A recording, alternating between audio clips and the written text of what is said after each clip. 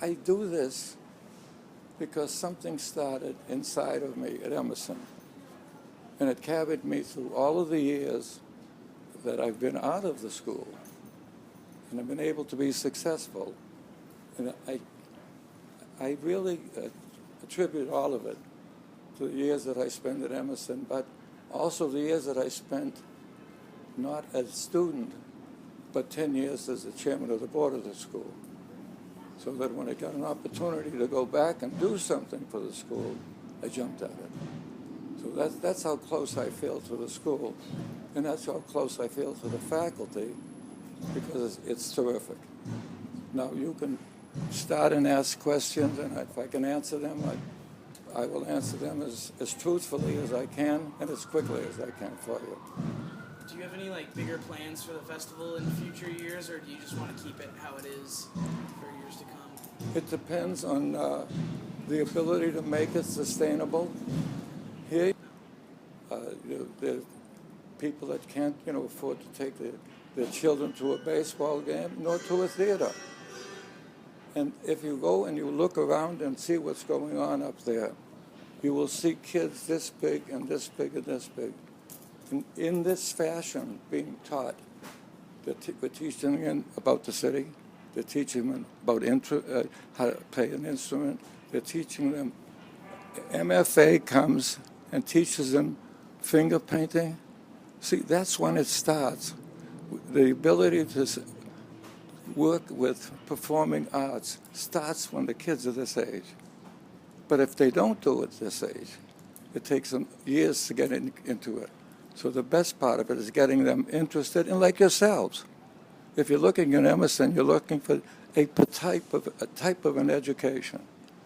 How many really can tell me what you want to do? What are you looking for?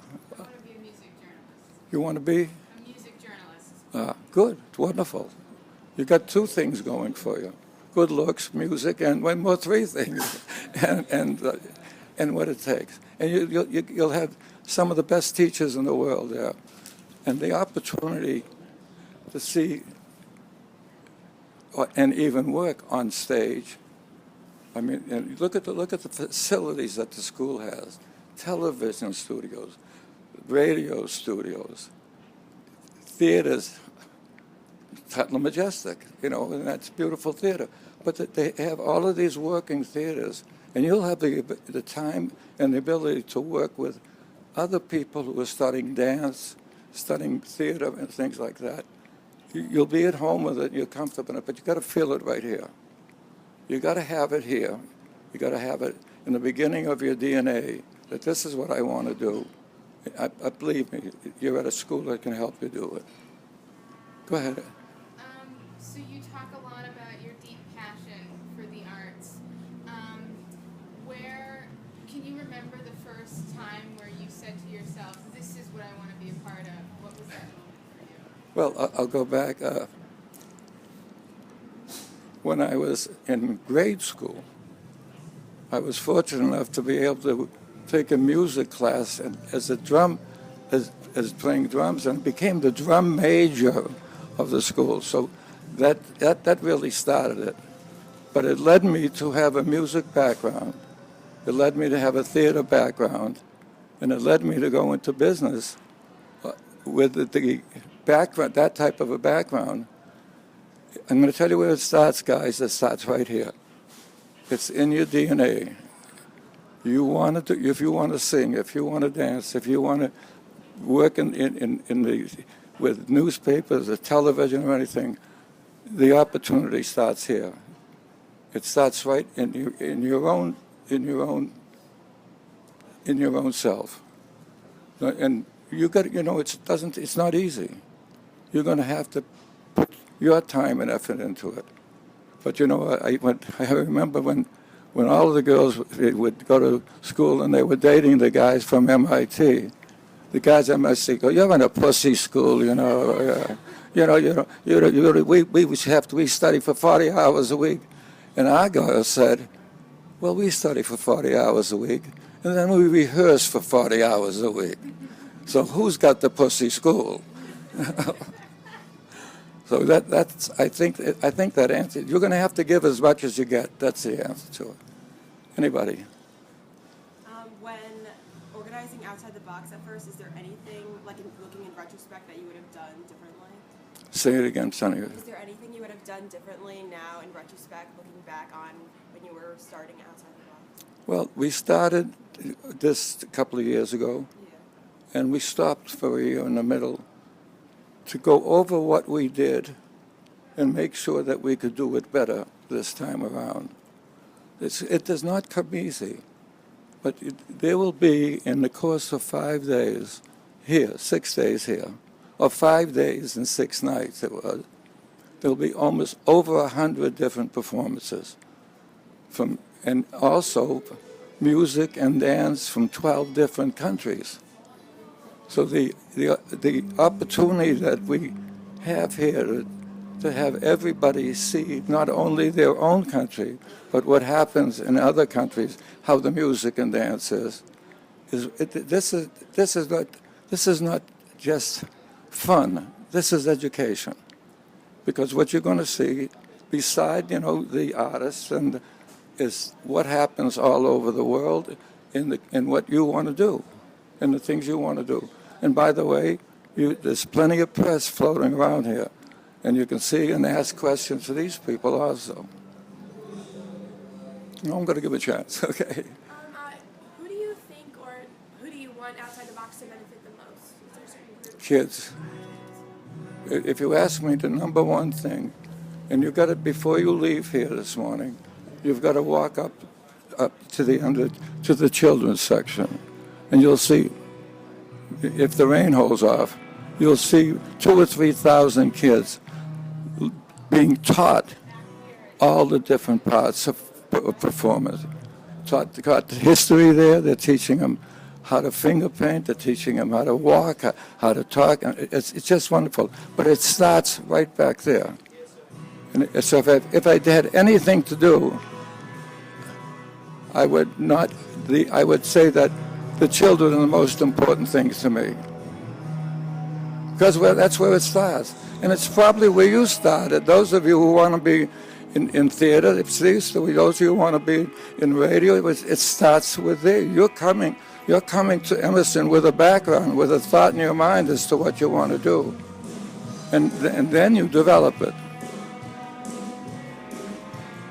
Question? How does culture influence people's lives? Say it again. How does culture influence people's lives? Hey, don't be fighting this. That's right. Go ahead. How does culture influence people's lives? How does culture? Well,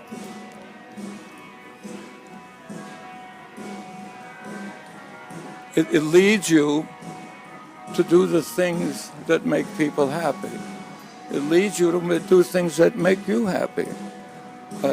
If you went to I used to get calls when I was chairman of the board. I used to get calls from at least 100 people a year that saying, "Get my kid in Emerson," And I said, "Well, let's take a look at what the paperwork is and things like that." The worst thing we could do is send somebody to Emerson that couldn't handle it. You all know what you want to do, but if it wasn't there, and you didn't feel it, then you'd pick up going to another school. Well, that's two things. Somebody else could have had that chair that you're in, and it's no good for you. But you will find out when you're there that you will start to build yourself in exactly what you want to do, because it's there. But the opportunity is there. The teachers are there. The studios are there. The stages are there. Everything that you need. Communication all the way down to the theater.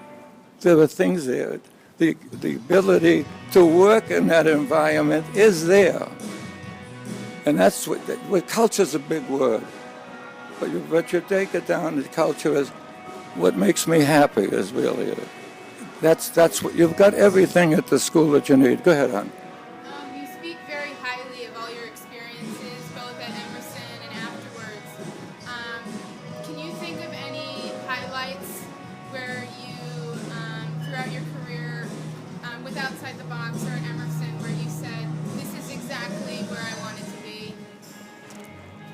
I think the best thing I came out of Emerson with, along with everything else, is a friendship. Friendships of the people in my class, friendships of the people that are it's, the hat that I have is from Emerson in L.A. But who's out in L.A.? Guys that were there at Emerson are the biggest teachers and the best, but they're not teaching. They're in the business. The most successful people out there are Emerson students. And when you go to during the course of the year, you go to find out what am I going to do in the summertime. You start looking for something to do. You are welcome with open arms. Emerson students are with open arms to come and work within the field that you want to work in. But it's again, it shapes your life. You'll come out of Emerson stronger, smarter, and happier that you graduated. Questions? What do you think was the best year for the festival so far? Well, this is only the second year that the festival is here. But, in our first year, we had, and it was 8 days. In the 8 days, we had 650,000 visits. That means people came and went, and people came and went. If you saw what was here last night, I would bet you that maybe 60,000 people, maybe more than that. They'll come back and come back. But it's there for you. I mean, that's all I can say.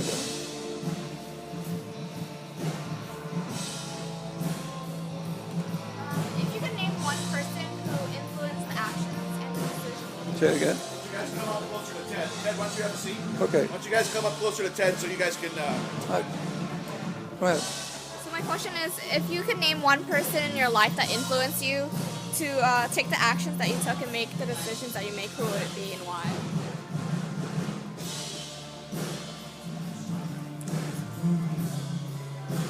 I'd have to. I don't think I can answer that in one person. I can answer it, as I say. I was 17 years old when I started at Emerson, but my class was a class of the guys that came back, that were there because of the war. They were just coming back from the war, and I was just a youngster with them, and that class in itself, who has today been so successful in theater and in running schools and this and everything else, that class in those years, I would have to say, helped me to be successful.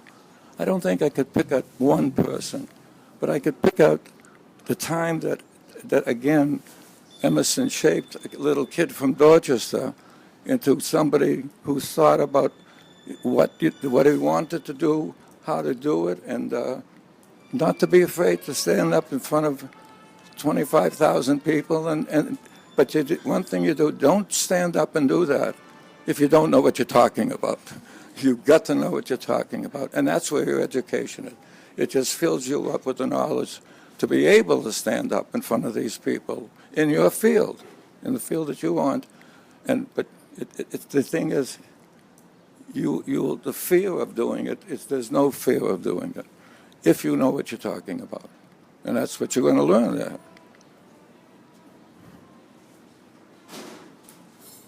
Are you looking to expand the outside the box to different cities besides Boston? No. This was done for the city of Boston, and the formula was everybody is welcome. That's why we don't charge for this. Everybody else that's running festivals all over the country, you pay a hefty amount of money for a ticket to go to those. But if you're people with 3 kids and 4 kids, you can't afford to do that. A lot of people can't afford to do that. So what we decided was the obligation to raise the money was ours, so that we could do this for those people. For everybody, not just those people, for everybody. Go ahead. Do you think this will inspire other people to put on shows like this in other cities rather than moving this somewhere? Well, I think there are. This is not the only festival in the country. Every place, everywhere, and they're all good. But the formula is different. The formula, they charge you for a ticket, so that only a group of people can go. That group can afford it. We don't charge for a ticket because we want everybody in the city, every kid in the city, to come and see what they're singing, dancing. You've got to go up to the children's section and see what's going on there. It's absolutely fantastic. It's great. These little kids they're super. And I think it's on Sunday, we have on stage, a singing group from a charter school of children, all right? And by the way, this particular group has entertained the president 3 times, okay? Now, we're going to put them in front of an audience of maybe 10,000 people, and their self-esteem is ready for that. They're ready to go, you know, and they're terrific. They're absolutely wonderful. We opened the show with kids from the ballet, children from the ballet school, so that they can see at that age that they can do that. Because when they're walking around here with their parents and they see the kids on the stage singing and dancing, here's what you hear. I want to do that, Mommy. I want to do that, Daddy. And that's where it starts. That's just where it starts. That's where the culture change starts. Right at that point, when they say, I want to do that, Daddy. And that's what they say. I don't make this up. You can listen to the kids, looking at the kids from the ballet dancing, and kids from the children's choirs that come on stage here. And each one of them, kids are looking, you see them looking, listening, and then they say, Daddy, I want to do that. I want to do that. That is the beginning of a culture change, and that's the beginning of their culture change. Guys, we got time for about 2 more questions, okay? Do you believe that there's a value in everyone studying art, even if they are not going to pursue a career in the arts? I think you'll live your life better. I think you'll learn to appreciate things better. You know, that doesn't mean that you have to walk around singing, dancing, but it would. I think just life's expectancies. You will appreciate how how they grow, the flowers grow, and how everything else happens much better. It opens your mind. How do you choose the acts that come in and the music? Like, is there a process that the musician's like, oh, I want to play it? Well, I have a particular process. I don't care if it's a juggler, a singer, or a dancer. Good is good. If they're good, they're good. If they're not good, they're not good. You know, so you can tell right away when you know, and there's another thing, you'll be able to discern what is good and what is not good. Then you just know that may be good for something else, but not good for us. And that's what it is. I go out to see them while they're doing it. And there's no auditions. And like these kids, I went to see these kids. There's going to be 60 of them on the stage. They're this high. They're in tuxedo and gown, by the way. And they're out there singing, and they're out there moving, and they're out there dancing. That didn't come by accident. That come by work. They're working with their teachers and things like that. But they're going to know the difference between what's good and what's bad a lot faster than people that don't have that type of background. So it's not just a journalistic background, not just the singing or dancing. It's widespread. It's going to open your mind, and the ability. Why do I like Emerson?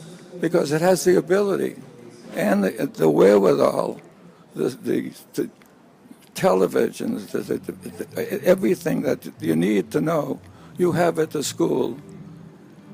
And I can only tell you that the people in it, I love the school.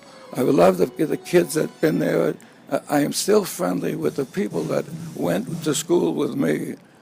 There's only a few of them left, but I'm still friendly with the alumni at Emerson, and I think they really enjoy it. But more than enjoyment, I think you'll get the best out of it.